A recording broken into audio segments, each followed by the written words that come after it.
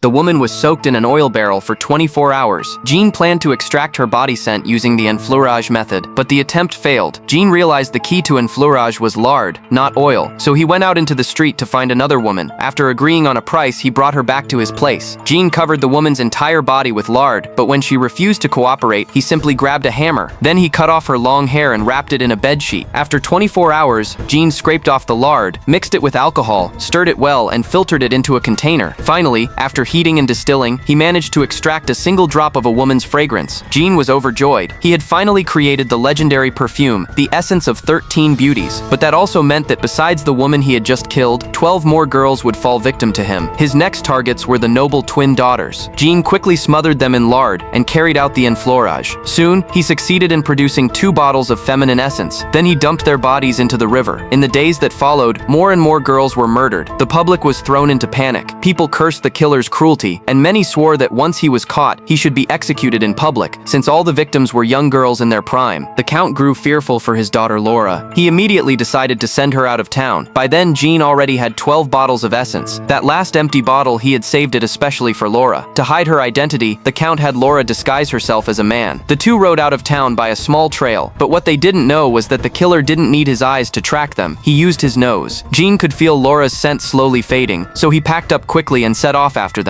Following the scent trail, he soon reached their inn. Even though the Count had rented out the entire place, Jean slipped in at night while everyone slept. Born without any body odor, he passed the guard dogs with ease. Then he entered Laura's room. The next morning, the Count opened the door and found Laura dead, killed the same way as all the other girls. He broke down, crying in despair. Jean set up a simple enfleurage to extract Laura's scent. Then he poured all 13 essences together. That's how the one and only essence of 13 beauties was born. But just then, soldiers appeared and surrounded Jean.